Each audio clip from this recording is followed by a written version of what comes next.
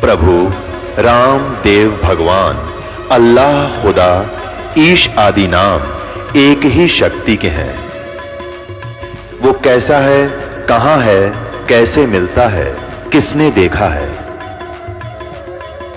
ये प्रश्नवाचक चिन्ह पूर्ण रूप से हटाने के लिए अवश्य सुनिए जगत गुरु तत्वदर्शी संत रामपाल जी महाराज के अमृत वचन सर्व पवित्र धर्मों के पवित्र शास्त्रों के आधार पर।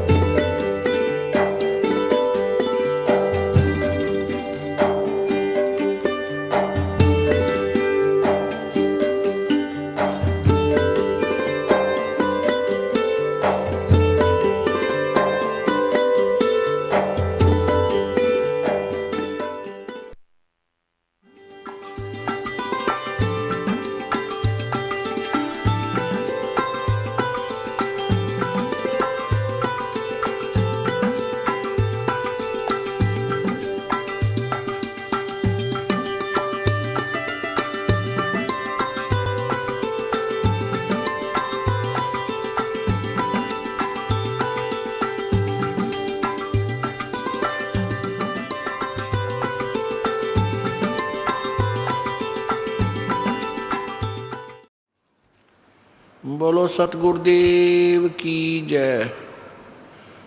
बंदी छोड़ कबीर परमेश्वर जी की जय। बंदी छोड़ गरीबदास जी महाराज जी की जय। स्वामी रामदेवानंद जी गुरु महाराज जी की जय।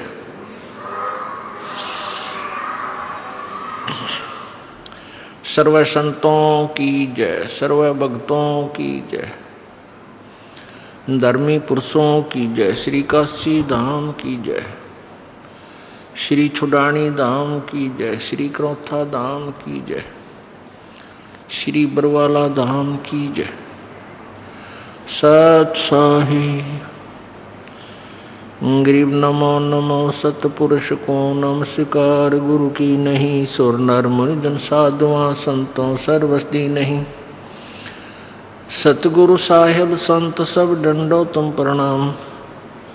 आगे पीछे मध्य हुए तिनको जा कुर्बान।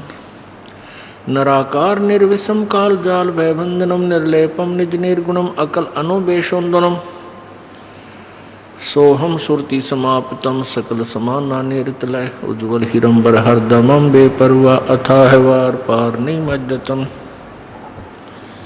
गरीब जो सुमर सिद्ध होई गणनायक गलताना। करो अनुग्रह सोई पारस पद परवाना। आदि गणेश मनाऊं गणनायक देवन देवा। चरण कमल लो लाऊं आदंत करूं सेवा। परम शक्ति संगीतम ऋषिदाता सोई। अवगत गुण अतीतम सत्पुरुष निर्मोही। जगदम्बा जगदीशम मंगल रूप मुरारी। तन मन अर्पुं शीशम भक्ति मुक्ति भंडारी।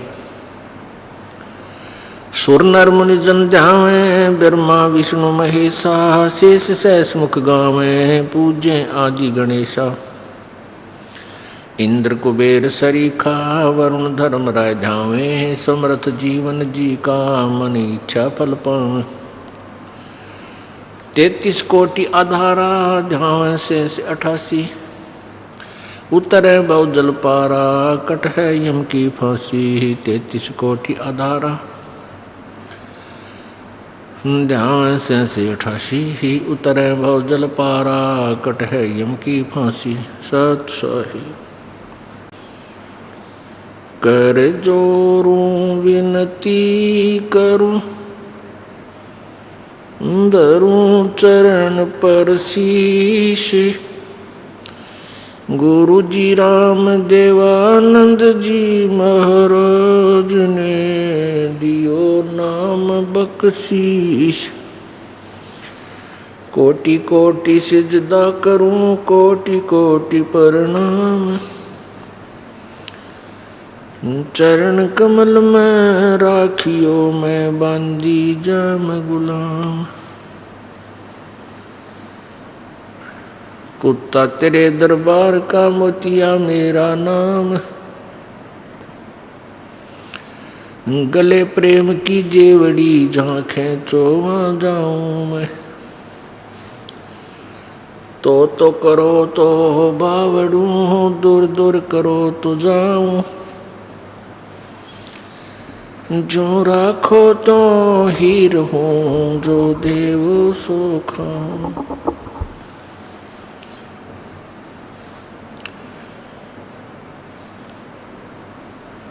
जय इब के सतगुरु मिले, सब दुख आँखों रो।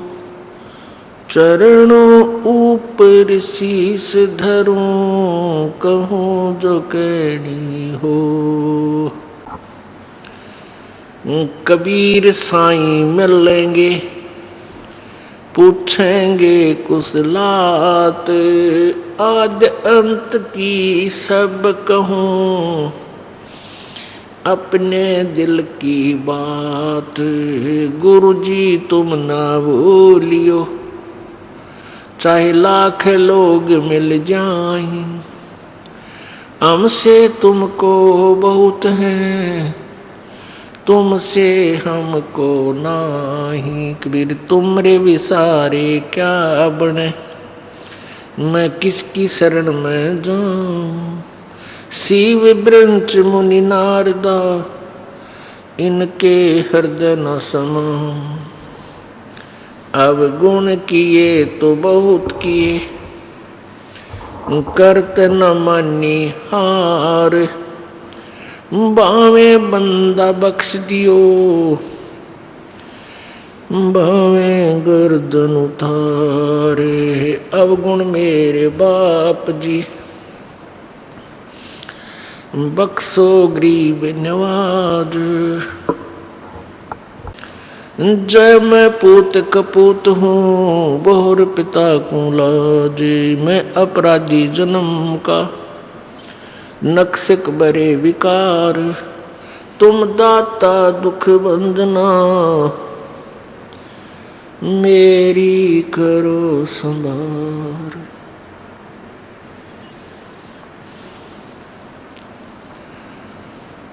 कबीर लूट सको तो लूटियो,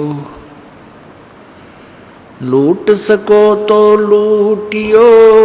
राम नाम की लूट, पीछे फिर पछताओगे।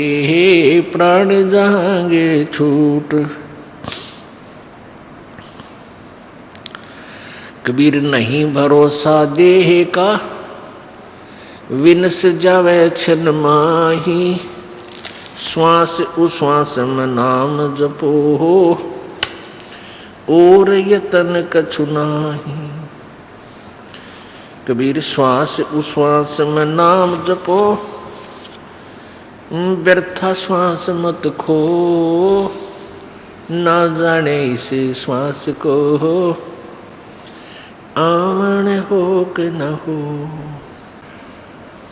परम पिता परमात्मा, सर्व सृष्टि रचनहार, कुल मालिक कबीर परमेश्वर, कबीर साहब, ये वही परमेश्वर है जिसने सर्व ब्रह्मांडों की रचना की है।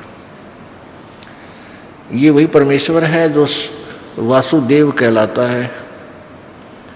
ये वही परमात्मा है जो इस काल की कारागार से हमें छुड़वाता है, बंद से मुक्त करवाता है। इसलिए ये बंदी छोड़ कहलाता है। इस परमेश्वर के साक्षी चारों पवित्र वेद और वो पुण्यात्माएं जिनको परमात्मा का साक्षात्कार हुआ है, ये सभी उनके गवाह हैं कि कबीर परमात्मा जो बनारस में धानक रूप में एक जुलाहे की भूमिका करने के लिए प्रकट हुए थे, ये पूर्ण परमात्मा है, सर्व ब्रह्मांडों के रचनहार है। अनंत कोटि ब्रह्मांड का एक रति नहीं भारे। सतगुरु पुरुष कबीर हैं ये कुल के सिरजनहार।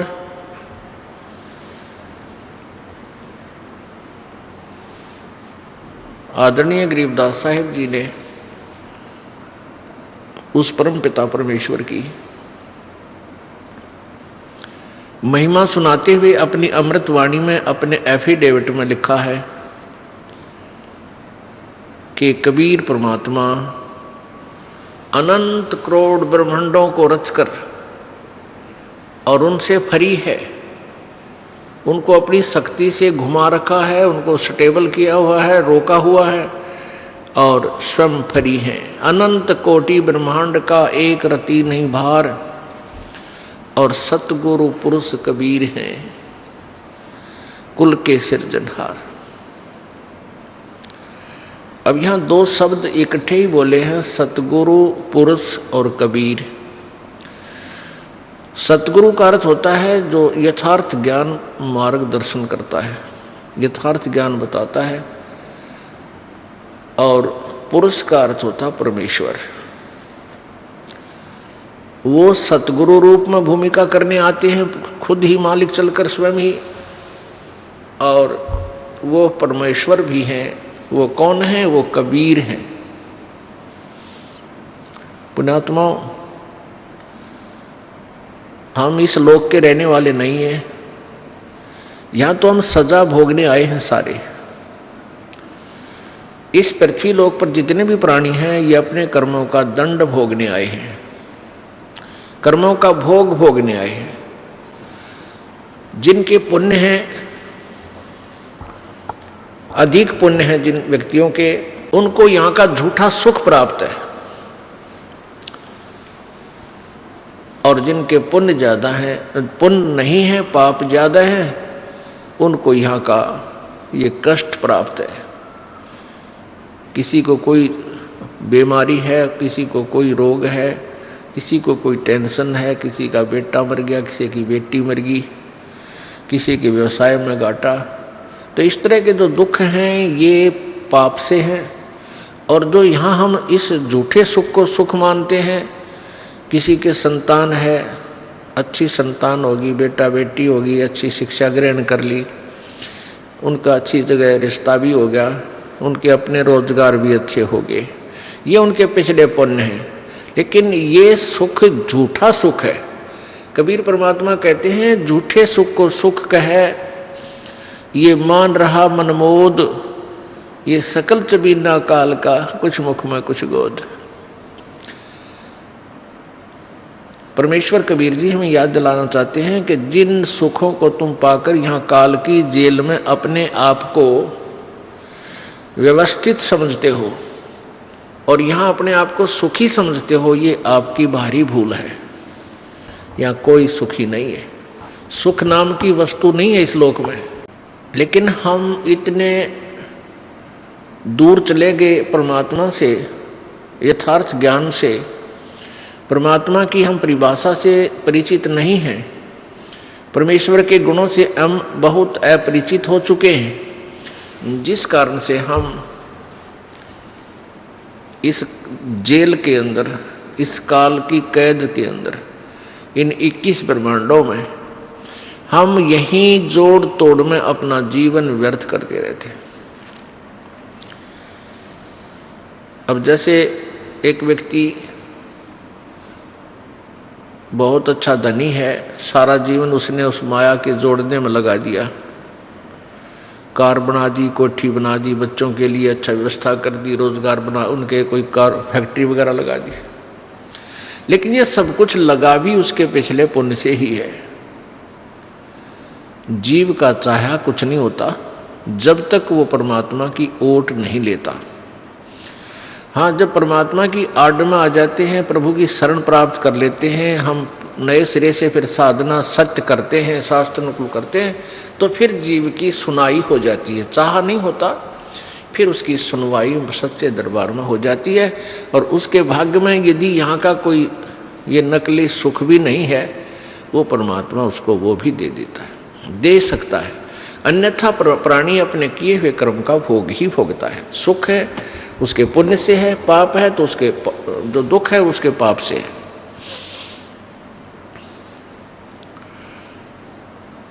अब परमात्मा हमें आकर यही याद दिलाते हैं कि अब वो व्यक्ति जिसके पास ये नकली सुख है, डुप्लीकेट, क्योंकि परमात्मा कहते हैं इस झूठे सुख को सुख है ये मान रहा मनमोद। कौन से सुख का सुख मानते हैं? बेटा जाया खुशी हुई, बेटा जाया खुशी हुई और खूब बजाए थाल, ये तो आना जाना लगा हुआ है ज्यों कीड़ी का नाल। पुत्र होने से हम खुशी मनाते थे, पुत्र, क्योंकि जब तक हमें परमात्मा का विधान का ज्ञान नहीं होता तब तक हम बहुत अंतर मानते रहे पुत्र और पुत्री में। और कुछ समाज की कुरीतियों ने बेटी को बोझ बना दिया था,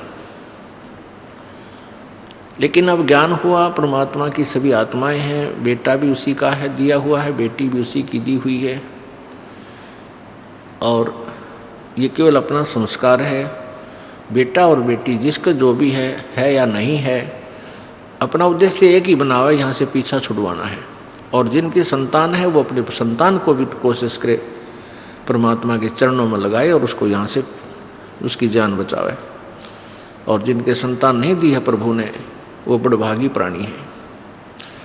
अपने आत्मा संसार कहते हैं जगत और भगत का बैर है।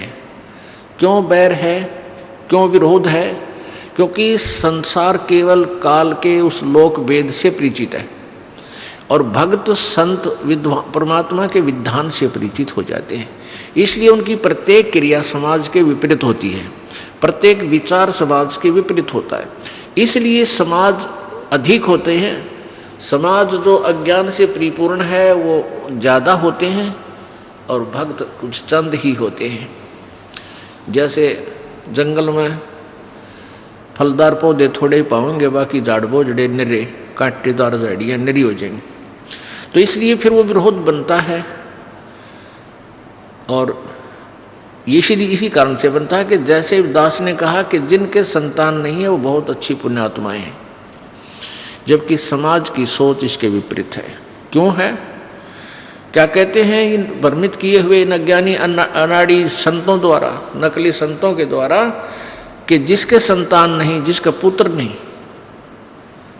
संतान में भी नितान बाजरी, कि जिसका पुत्र नहीं, बेटी बेशक हो, कहते हैं वो उसकी गति नहीं हो सकती। क्यों नहीं हो सकती? क्योंकि पुत्र फिर श्राद्ध करेगा, जेठा बेटा। बड़े पुत्र का जिम्मेवारी है कि माता पिता के श्राद्ध करेगा वो। उन पेट भरों ने अपने स्वार्थवश इस तरह की थ्योरी, इस तरह का विधान बता दिया भगवान का। अपने आत्मा परमात्मा यही बताना चाहते हैं कि एक लेवा एक देवा दूतम, या कोई किसी का पिता नहीं पुत्रम। कुछ एक ऐसी कहानी है जो सत्य है और हमने उसको ऊपर सत्य ही मानकर अपने जीवन को सुचारू करना है, उसके अनुसार हमने चलना होता है। एक लेवा एक देवा दूतम, कोई काहू का पिता नहीं पुत्रम। एक कथा है कि एक व्यक्ति के दो पुत्र थे, उस व्यक्ति की मृत्यु हो गई।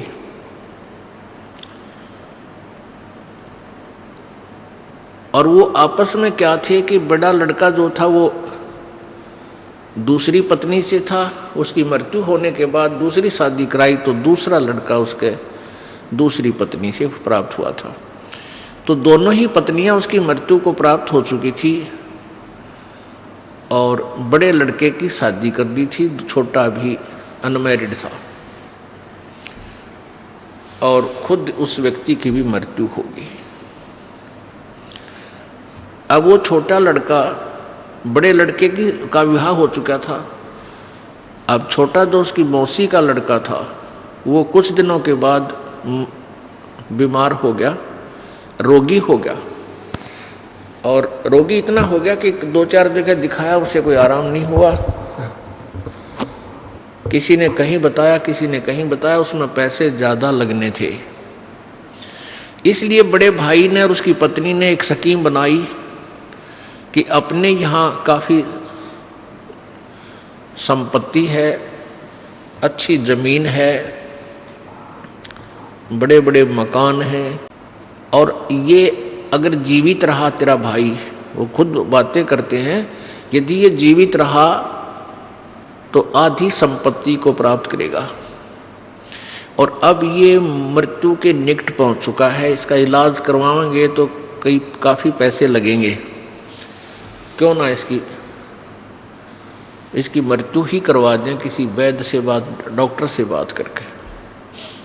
दोनों की एक स्कीम होगी, एक राय होगी, और एक वैद्य से प्रार्थना की, एक वैद्य से उन्होंने कहा कि ऐसे ऐसे हमारा भाई है और उसको आप विष दे दो। वो कहने लगा मैं 500 रुपये लूँगा, क्योंकि तो फिर 2 नंबर का काम करनी तो साथ में अपना भी उद्देश्य रखते हैं। उसमें 500 रुपये आज के 5 लाख के करीब थे, तो उन्होंने स्वीकृति दे दी। उस वैद्य ने उस रोगी को ऐसी दवाई दे दी जिससे उसकी कुछ दिनों में मृत्यु होगी। अंतिम संस्कार किया, खुशी मनाई। 1 वर्ष के बाद उनके एक संतान उत्पत्ति होगी। एक लड़का उत्पन्न हुआ, इकलौता पुत्र, और संतान हुई नहीं। इकलौता पुत्र खूब लालन पालन कर रहे हैं, बढ़िया से बढ़िया आहार कराते हैं। वो गिने दिनों में वो लड़का युवा हो गया, यानी 10-12 वर्ष के बाद पहले शादी कर देते थे, 12 वर्ष के बच्चे का ब्याह कर दिया करते थे, और 12 वर्ष के लड़के आज के 25 वर्ष 20 वर्ष के बच्चों से भी तगड़े हो जाते थे, ऐसा स्वस्थ शरीर होता था। अब वो लड़का जो है, उस लड़के का भी ब्याह कर दिया। शादी होने के कुछ ही दिन उपरांत वो बच्चा फिर बीमार हो गया। वो उनका लड़का बीमार हो गया, यानी पहले तो भाई बीमार था, उसकी मृत्यु होगी, फिर पुत्र हुआ तो वो पुत्र भी रोगी हो गया कुछ दिनों शादी होने के उपरांत। अब इकलौता पुत्र, उसके जीवन की रक्षा के लिए उन्होंने कोई वैद्य नहीं छोड़ा, कोई झाड़ फूंक करने वाला व्यक्ति भी नहीं छोड़ा। सबके पास गए, जो मुंह मांगा वो पैसा दिया, जो मांगा वही पैसा। कहा अब तुम मेरा बेटा ठीक कर दो, चाहे कितना पैसा लग जाए। अच्छी बहुत कीमती दवाइयाँ लगाई, लेकिन रिजल्ट ये हुआ कि कोई भी उसका ट्रीटमेंट नहीं कर सका। बच्चा ज़्यादा ही अस्वस्थ हो गया, और ऐसा लगने लगा कि ये शाम सवेरे ही प्राण त्यागने वाला है। वो उसके पिताजी वहाँ उसके पास बैठे थे, तब उस लड़के ने कहा कि भाई, अपने भाई का नाम लेकर बोला कि अब तेरा और मेरा हिसाब हो लिया पूरा, अब तू नो कर, कफन और लकड़ियाँ क्या हिसाब किताब रहता है वो इकट्ठी कर ले, और मैं ईब प्राण त्यागूंगा। अब वो कहता है व्यक्ति अपने पुत्र से कि बेटा मैं तेरा बाप हूँ, तेरा भाई नहीं लगता। वो कहता मुझे सब पता है तू मेरा क्या लगता है, मैं तेरा भाई हूँ और तूने मुझे ऐसे ऐसे विष देकर मारा था, और मेरा और तेरा ये हिसाब हो लिया। क्योंकि आधी संपत्ति लगभग जमीन भी गिरवा रख दी थी बच्चे के इलाज के लिए, यानी बेच डाली थी, आधी जमीन भी बेच डाली थी। तब उसने कहा कि मैं तेरा वो भाई हूँ जिसको तुमने जहर देकर विष देकर मरवाया था, और मैंने अपना हिसाब पूरा कर लिया। अब पुण्यात्मा विचार करना चाहिए, कथा हो पर 100% सत्य है ये। अब उसके जो भाई कहें या उसका बाप कहें, उसको यह बात पक्की जच गई, भाई बिल्कुल आधी संपत्ति बिकेगी, सारा पैसा खर्च हो गया। तब उसने कहा भाई ठीक है, एक बात और बता दे भाई, हमने तो पाप करा में फल मिल गया कि इकलौता पुत्र हमारा मृत्यु को प्राप्त हो रहा है, हमें तो दंड मिल गया क्योंकि हमने आपके साथ धोखा किया। लेकिन इस लड़की का क्या दोष है जो तेरे ब्याही आई है, तेरी पत्नी है, और अब इसको जिंदा जलाया जाएगा सती प्रथा के तहत। उसमें सती प्रथा थी कि पहले पति मर जावे तो लड़की पत्नी साथ मरे, जल के उसी चिता में जलाना होता था, उसको जलना होता था। ऐसी कुरीति थी भयंकरिया। तो कि अब इसका क्या दोष है इस बेचारी का, अब ये तेरे साथ जलाई जाएगी जिंदा। तब उसने कहा कि वो वैद्य कहाँ है जिसने मुझे विष दिया था। उसके भाई ने बताया कि वो पिता कहो चाहे भाई कहो, भाई से ही वार्ता हो रही है। उसने बताया कि आपके 2 वर्ष बाद उसकी मृत्यु हो गई थी। तब उसने कहा कि ये वही वैद्य है जो मेरी पत्नी बन के आया है, इसने अपने किए की सजा भोगनी पड़ेगी। वैद्य होकर ऐसा दुष्ट कर्म कराइए। राक्षस प्राण लेने के लिए नहीं, वैद्य प्राण दान करने के लिए होते हैं। तो पुण्यात्माओं, ये बातें हमें परमात्मा के इस तत्व ज्ञान को समझने में सहयोग देंगी, ये सत्कर मान लेना। यहाँ परमेश्वर की वाणी बताती है कि एक लेवा एक देवा दूतम और कोई किसी का पिता निपूतम। ये ऋण संबंध जुड़ा एक ठाठा, अंत समय सब 12 बाटा। एक लेवा एक देवा दूतम। अब जैसे उस लड़के की जो बड़ा भाई था, उसने अपने भाई की संपत्ति हड़प ली, उसको मरवा दिया। तो लेने वाला दूत हो गया कि उसने हड़पया, और फिर वो लड़का बनकर वही आत्मा आई और उसकी सारी संपत्ति रोग में लवा दी। अब वो देने वाला दूत हो गया। एक दूसरा उदाहरण देते हैं। एक ऐसा बेटा है, अपने माता पिता की सेवा करता है और पिताजी घुट्टी लावे और धमकावे और बेटा कुमा कुमा के लिया और बाप की सेवा कर रहा है। तो उस बेटे ने किसी जन्म में उस बाप के साथ उस पिता वाली आत्मा से ऐसे ही लूट रखा था किसी भी तरीके से। और एक ऐसा बेटा है, पिता कुमा कुमा का मरले है और बेटा छाती फूक फूक कर दारू पीवे है, किधर कार कढ़वा ले, किधर मोटरसाइकिल लावे और उसको बर्बाद कर रहा है और वो रो रहा है और दे रहा है। तो यहाँ बताते हैं एक लेवा एक देवा दूतम। तो उस पिता ने उस बेटे वाली आत्मा से कभी किसी जन्म में धोखा किया है। अब तो ये लोग क्या करते हैं, ला तेरे छोरे लुआ दूंगा 5 लाख रुपये लगेंगे और 1 साल घुमा के कह दे भाई मन के विराग लेता ही दे दिए थे। वो 5 लाख रुपये ईब तक ले लिए और रोने वाला रो रहा है बेचारा। वैसे तो दोनों ही निकम्मे हैं, जब क्यों पंगे में पा दे। भगवान में विश्वास रखे, दान धर्म करे, मालिक आगे दरिया पावे। फिर अब उसने पैसे हड़प कर लिए, मार लिए, जो राजी हो गया। पहले तो वो इस जन्म में बर्बाद हो लेंगे और फिर रह गए पाप, वो अगले जन्म में उसको और देना पड़ेगा। मनमाना अगले जन्म में वो जो जिसके उसने पैसे रखे हैं, हड़पे हैं, अगले जन्म में कभी जब मानव शरीर होगा, मनमाना जमाई बन कर लेगा। बेटी भी ले जाएगा और साथ में पैसे भी लेगा और ठोक ठोक कर बजा के इतने लूँगा। बेटी ने तंग करे फिर लेकर जा, फिर ले, मतलब इस तरह पीछे बहुत ऐसी कुरीतियाँ बहुत ज़बरदस्त थी। दारू पीता, लड़की अपनी पत्नी को तंग करता, माता पिता ने सोचे भाई इसका घर बस जाए, फिर और पैसे देते, बेटा तेरा रोजगार हो जाएगा, गुजारा चल जाएगा। लेकिन ये है सब लेन और देन ही, ये फाइनल समझ लेना। तो यहाँ उद्देश्य ये हमारा समझाने का सारी कहानी कि आप यहाँ के रहने वाले नहीं हो, यहाँ से आप पीछा छुड़वाओ और उस लोक में चलो जहाँ कोई ऐसा कुछ भी नहीं है, उस सतलोक में चलो। उसके लिए परमात्मा बताते हैं, कबीर जी स्वयं आकर बताते हैं कि तुम हमारी शरण में आओ।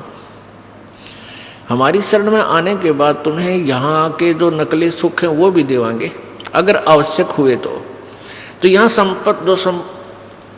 प्रसंग चल रहा था कि भाई जिनके संतान नहीं है, संत भाषा में, उनको कहते हैं कि ये घनी पुण्यात्मा है। और समाज कहता है कि जिसका संतान नहीं है उसके तो सुबह दर्शन भी ना होने चाहिए, वो तो नपुत्ता है। अब देखो कितना अंतर हो गया। और संत परमात्मा के विधान अनुसार के उन पुण्यात्माओं का कोई लेन देन नहीं रह रहा, केवल लनियार को ना उनका ही। और यदि उनको ये मार्ग भक्ति का मिल जाए वो पीछा छुड़वा सकते हैं यहाँ से, उनको सबसे बड़ा बेनिफिट ये मिलेगा। और जिसका संतान है ये पिछला लेन देन उलझ भी रहा है, लेवा देवा दूतम आ भी गए हैं, तो भगवान के चरणों माने से फिर कबीर परमात्मा के दरबार में उनका वो लेन देन सहज में सुलझ जाएगा।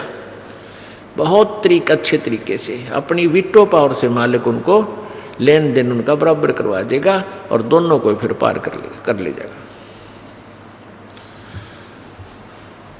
हमने इस मालिक के विधान को गहनता से समझना पड़ेगा और तब ही हम भक्ति कर सकते हैं, अन्यथा भक्ति हो नहीं सकती।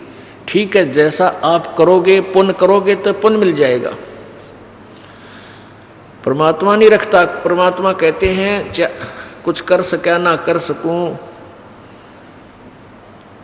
और भाई ना मेरा इख्तार, पर चारों युगों में देख लो हमने किसका रखा मारे।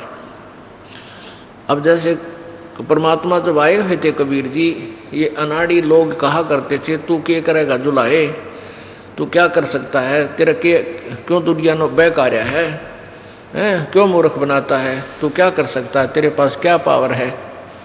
तो परमात्मा अपने भक्तों को समझाते हुए उनके सामने कहते थे कि भाई कर सका ना कर सकूँ ना मेरा इख्तार, पर चारों युगों में देख ले हमने किसका रखा मारे। जो दान धर्म कर रहे हैं उनको संकेत भी कर रहे थे और उन अनाड़ियों को उत्तर भी दे रहे थे। जैसे सुदामा ने 2 मुट्ठी चावल दिए थे, उसका महल बना दिया और धन दे दिया। तैमूर लंग ने 1 रोटी खवाई थी परमात्मा तो 7 पेटी का राज दे दिया, ठाठम ठाठ कर दिए।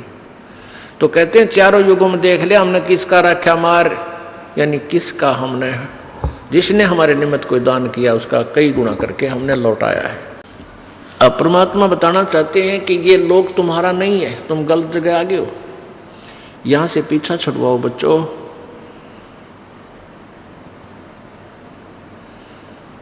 और कहाँ है वो स्थान, कहाँ जाना चाहिए हमने,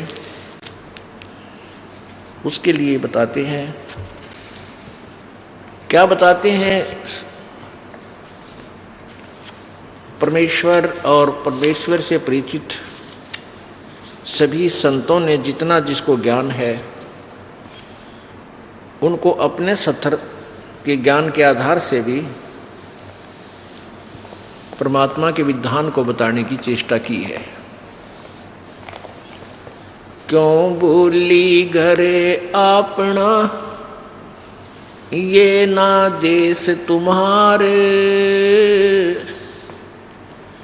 फिर पीछे पछतावेगी, कर ले सोच विचार। क्यों भूली घरे अपना, इस आत्मा को परमात्मा कबीर जी आकर के इसको सतर्क करते हैं और परमात्मा से प्राप्त ज्ञान के आधार से अन्य संत भी इस आत्मा को यही संदेश देते हैं। क्या कहते हैं, क्यों भूली घरे अपना, ये ना देश तुम्हारे, फिर पीछे पछतावेगी, कर ले सोच विचार। बिन सतगुरु ना पाइए, घर अपने की राह, संतों शरण लाग कर, सुरत शब्द समा। शंख असंख्यों कोश है, तेरे पिया का देश, एक पलक में पाइए, ले सतगुरु उपदेश। सोन सलैली गैल है गगन मंडल के माही, प्रेम बिना पावे नहीं चाहे करोड़ समाधि लाए। नितानंद लो लायक चढ़ो महल मंझार, बहुर न भव जल आइए ये सपना संसार। होले सुहागण सुरता त्यार, मालक गुर जाना तू तो। होले सुहागण सुरता त्यार, मालक गुर जाना। तेरा सोन शेखर बरतार, मालिक गुर जाना है। तेरा सोन शेखर बरतार, मालिक गुर जाना है।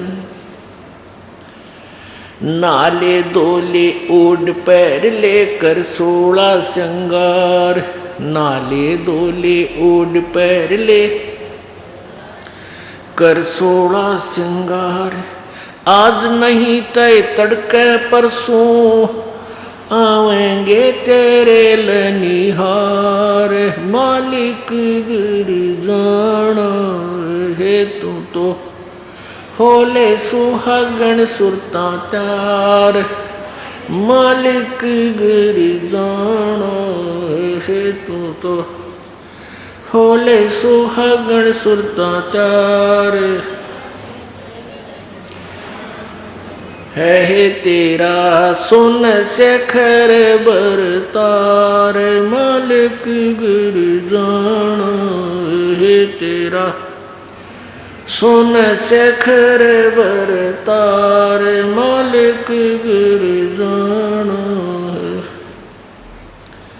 तेरे साथ किए कितनी जाली तू क्यों लारी वार, तेरे साथ किए कितनी जाली तू क्यों लारी वार। गुड़िया खेलत उम्र गंवा दी, लाया है नहीं बेचारे, मालिक गुर जाना। तो होले सुहागण सुरता त्यार, मालिक गुर है। तेरा सोन शेखर बरतार, मालिक गुर जाना है। तेरा सोन शिखर बर। सतगुरु मारे बाणिया है करते बिणज व्यवहार, सतगुरु मारे बाणिया है करते बिणज व्यवहार। बिन डांडी बिन पालड़े है तोले दिया संसार, मालिक गुर है। तेरा होले सुहागण सुरता त्यार, मालिक गुर है। तेरा सोन शेखर बरतार, मालिक गुर जाना है। तेरा सोन शेखर बरतार। सोन शिखर में सेज पिया की हंस हंस कर ले प्यार, सोन शिखर में सेज पिया की हंस हंस कर ले प्यार। कह कबीर सुनो मेरी सजनी, लूटो न अजब बहार, मालिक गुर जाना है तू तो। होले सुहागण सुरता त्यार, जाना है। तेरा सोन शिखर बरतार है। तेरा सोन शिखर बरतार, मालिक गुर जाना है तू तो। होले सुहागण सुरता त्यार, सच सही। अब इसमें क्या बताया है, क्यों भूली घर अपना। वैसे ये जो पहले वाला जो वाणी है ये संत नित्यानंद जी की है, लेकिन संत नित्यानंद जी विष्णु उपासक थे। संत गुमानी दास जी जो इनके गुरुदेव थे वो विष्णु जी के उपासक थे। और दिल्ली के अंदर एक चरणदास नाम के एक संत हुए हैं जिनको सुखदेव ऋषि आकर मिले थे स्वर्ग से, और उनको शिष्य बनाया था चरणदास जी को। तो दिल्ली के अंदर चरणदास नाम से एक संस्था है वैष्णव संतों की। उसी संत जैसे आदरणीय गरीबदास साहिब जी को तो परमेश्वर आकर मिले थे गुरु रूप में कबीर जी, और चरणदास जी को मिले थे सुखदेव ऋषि जो स्वर्ग गए हुए हैं।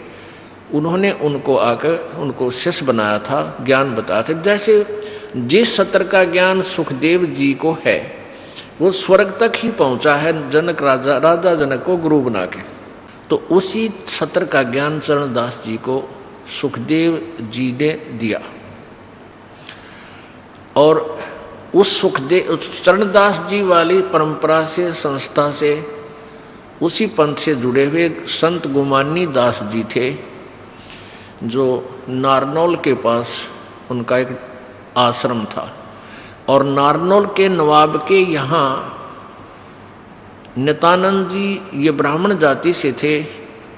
वहाँ नित्यानंद, इनका वास्तविक नाम बचपन का नाम नंदलाल था, और नित्यानंद जी उर्फ नंदलाल जी के नाना जी उस नवाब के यहाँ नौकरी करते थे, उच्च पोस्ट पर थे। इस नंदलाल यानी नित्यानंद जी के माता पिता की मृत्यु हो गई थी, नाना नानी ने इनको पाला था। फिर वहीं नवाब के यहाँ उसको तहसीलदार की नौकरी पर लगवा दिया था। फिर इनको वहाँ ये गुमानी दास जी संत का संग हुआ, ज्ञान सुना, इन्होंने उनकी शरण ग्रहण की और नौकरी भी त्याग दी। इनकी पत्नी की मृत्यु हो गई थी नित्यानंद जी की। फिर ये वैराग हो गया पूर्ण रूप से संसार से कि पहले मेरे माता पिता की मृत्यु हुई, अब मेरी पत्नी मर गई, वह क्या भरोसा इस जीव का, किस में के बिजली गिर जावे। फिर उनको जैसा उसके भाग्य थे, जैसा संत मिला उसी को पूर्ण मानकर और उसी उनके द्वारा दिए गए मार्ग को पूर्ण मोक्ष मार्ग मान के उसी सत्र से फिर अपने उन्होंने तो तन मन धन लगा दिया, लेकिन पूर्ण गुरु ना मिलने से फिर भी काम अधूरा ही रह गया। तो यहाँ वो नित्यानंद जी अपने वो संकेत तो वही कर रहे हैं, ज्ञान वही बता रहे हैं, लेकिन वो ज्ञान टारगेट इनका स्वर्ग है। फिर भी हमने अपने मतलब का ज्ञान इससे निकालना है कि क्या क्या बातें बताई हैं और कैसा हमारी रहनी करनी, हमारा कैसा व्यवहार, किस प्रकार की श्रद्धा अपनी मालिक में होनी चाहिए, तो उससे हमने शिक्षा लेनी है। तो नित्यानंद जी अपने संकेत उसी तरह कर रहे हैं, ज्ञान वही दे रहे हैं। जैसे दूसरे शब्दों में बच्चे गेम खेलते हैं, एक तो जिला स्तर पर गेम खेला जाता है तो उसके भी नियम वैसे ही होते हैं, और फिर वो स्टेट स्तर पर यानी राज्य स्तर पर तो भी सेम उनके नियम होते हैं, टर्म एंड कंडीशंस, एक रूल एंड रेगुलेशन एक जैसे होता है। और फिर चाहे राष्ट्रीय स्तर पर खेलना चाहे अंतर्राष्ट्रीय स्तर पर खेलना, उनके नियम एक जैसे ही होते हैं, उनकी शिक्षा एक जैसी ही होती है, उनको जो कोचिंग दी जाती है एक जैसी ही होती है। तो यहाँ इसी प्रकार समझ लीजिए, नित्यानंद जी को कोचिंग मिली थी वो स्वर्ग तक की ही थी, वो स्वर्ग सत्र के प्लेयर थे। और कबीर परमेश्वर ने जो ज्ञान दिया, फिर हमें इस बात का पता चला। तो हमारे जो संत जिनको परमात्मा आकर मिले, जैसे आदरणीय गरीबदास साहिब जी, आदरणीय नानक साहिब जी, आदरणीय दादू साहिब जी, आदरणीय मुलुकदास साहिब जी, आदरणीय घीसा दास साहिब जी, आदरणीय धर्मदास साहिब जी, आदि आदि महापुरुष, ये इंटरनेशनल सत्र के यानी वो सुप्रीम पावर तक के उपासक थे। तो हमने इन सभी ट्रेनिंग से, सभी कोचिंग से अपना, हम जिस सत्र का भी गेम खेलना चाहते हैं उसी सत्र पर, उसी सत्र से, उसी दृष्टिकोण से हम खेलें और सोचेंगे। क्यों भूली घर अपना, यह ना देश तुम्हार, फिर प्याछे पछतावगी, कर ले सोच विचार।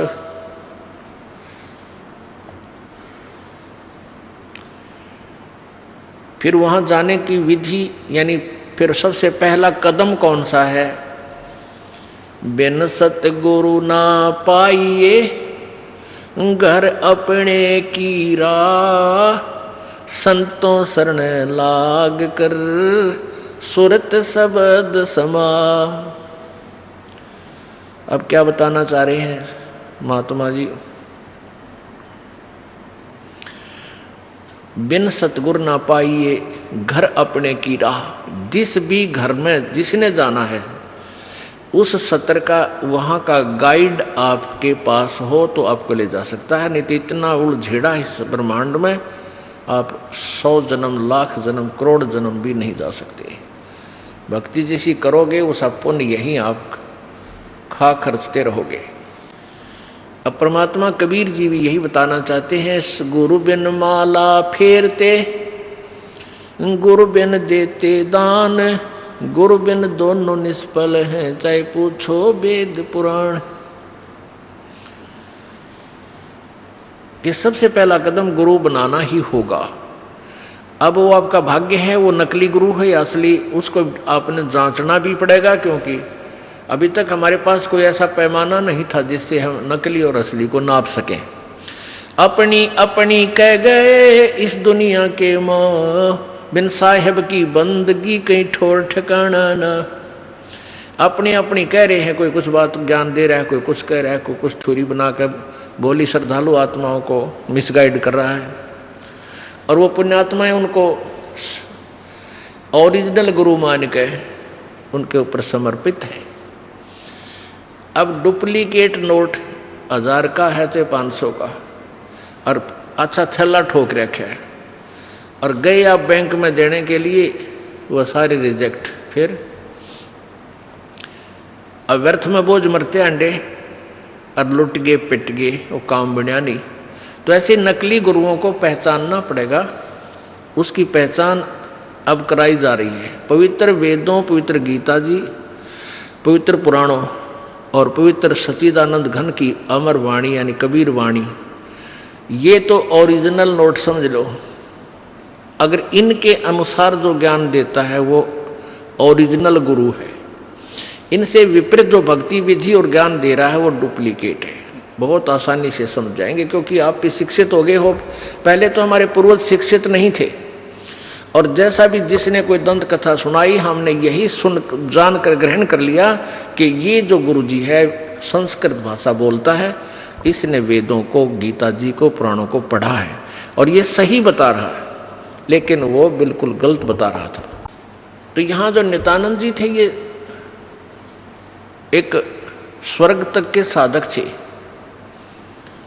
लेकिन इन्होंने भी तन मन धन लाकर उसी वही प्रोसीजर है, एक जैसी ही विधि है। चाहे आप स्वर्ग की साधना कीजिए, चाहे ब्रह्म की कीजिए, चाहे ब्रह्मा विष्णु महेश की कीजिए, चाहे पूर्ण ब्रह्म की कीजिए, श्रद्धा और साधना वो वेदों और गीता अनुसार ही करनी होगी।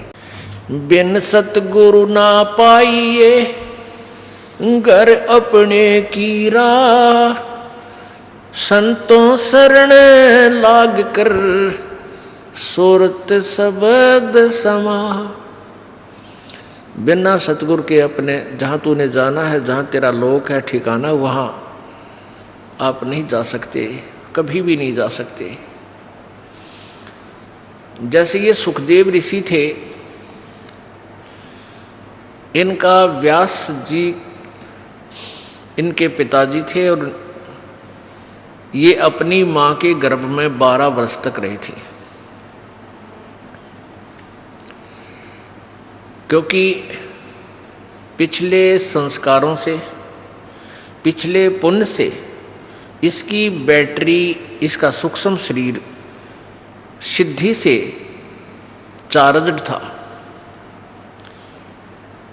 और इसको ये ज्ञान, इस जीव को गर्भ में ये ज्ञान होता है कि बाहर जाते ही तेरी बुद्धि पर पत्थर पड़ जाते हैं, उसके बाद कुछ भी याद नहीं रहता। ये तीनों गुण, रजगुण ब्रह्मा, सतगुण विष्णु, तमगुण शिव जी, इनसे निकल रहा एक एक गुण का प्रभाव ये प्रत्येक प्राणी को यहाँ अचेत कर देता है। फिर इसको नए सिरे से सिखाया जाता है, ये तेरा बेटा है, या ये तेरी माँ है, ये तेरे पिता है, ये तेरी बुआ या चाची या ताई। वो नाते रिश्ते, वहाँ का व्यवहार, उसको नए सिरे से फीड किया जाता है। ये जीवात्मा अचेत हो जाती है। तो फिर इसके बाद ये जीव गलतियों पर गलती करता है। फिर इसलिए परमात्मा आते हैं, संत रूप में आते हैं, हमें फिर दोबारा जागृत करते हैं कि तुम परमात्मा भजने के लिए मनुष्य शरीर प्राप्त कर कर आए हो, अब भूल गए बच्चों, तुम याद करो उस गर्भ में किए हुए वचन को। तो जब इसको पता चला कि भाई बाहर जाते ही बात बिगड़ेगी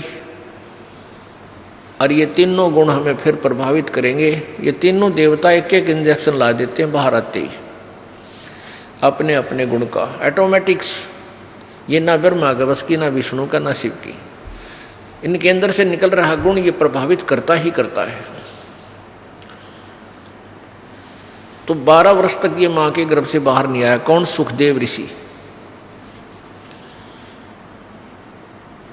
अब 12 वर्ष जब मां के गर्भ में रहते हो गए, तब ब्रह्मा, विष्णु और शिव ये तीनों आए।